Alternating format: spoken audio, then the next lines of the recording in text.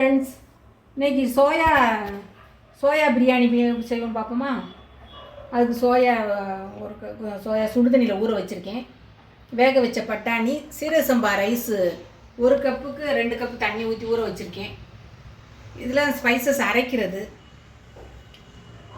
வெங்காயம், பூண்டு, இஞ்சி, பச்சை மிளகாய், புதினா, கொத்தமல்லி, கொஞ்சம் கசகசா, பிரியாணி மசாலா, சில்லித்தூள், மஞ்சள் தூள், அப்புறம் வெங்காயம், தக்காளி, க்ரீன் சில்லி, கொத்தமல்லி, புதினா எல்லாம் இருக்குது. எப்படி ஸ்டார்ட் பண்ணுவோமா? ஸ்டவ் ஆன் பண்ணிட்டு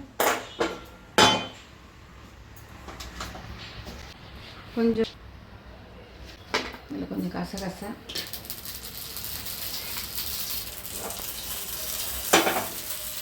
சின்ன வெங்காயம், பச்சை மிளகாய், பூண்டு, இஞ்சி எல்லாம் வதக்கிடுவோம். அதில் புதினா, கொத்தமல்லி. இப்போ இதுலேயும் மிளகாய்த்தூள், மஞ்சள் தூள், பிரியாணி மசாலா இதை சேர்த்துருவோம். இப்போ ஆறட்டும். க்ளீன் பண்ணிட்டு வந்துடுறேன். மிக்ஸி ஜாரில் போட்டு அரைச்சிட்டு வந்துடுறேன். இதில் கடலை எண்ணெய், நெய், கொஞ்சம் ஹோல் ஸ்பைசஸ்: பிரியாணி இலை, சோம்பு, கல்பாசி, ஏலக்காய் எல்லாம் கொஞ்சம் போட்டுக்கணும். இப்போ ஆனியன் கட் பண்ணணும், க்ரீன் சில்லி, புதினா, கருவேப்பிலை,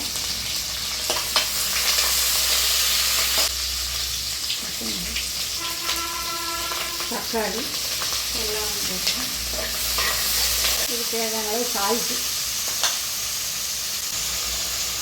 தயிர் கொஞ்சம் ஆட் பண்ணிக்கிறோம். இப்போ அரைச்சிட்டு வந்தாச்சு. அரைச்சிட்டு வந்த பேஸ்ட் இதில் ஆட் பண்ணிடுவோம். அது நல்லா வதக்கிட்டு இப்போ சோயா சுடுதண்ணியில் ஊற வச்சு பண்ண சோயாவை ஆட் பண்ணிடலாம். வேக வச்ச பட்டாணி இப்போ 1:2 அரிசி, சீரக சம்பா அரிசி இதை ஆட் பண்ணிடுவோம்.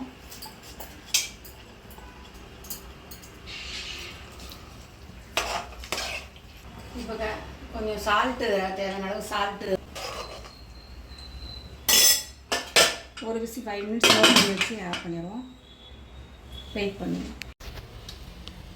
ஸ்டீம் போயிடுச்சு. இப்போ ஓப்பன் பண்ணி பார்ப்போம். சூப்பராக ரெடியாக இருக்குது பிரியாணி. நல்ல கரெக்டான சீரக சம்பா சோயா பிரியாணி. சர்விங் பவுலில் மாற்றிடலாம்.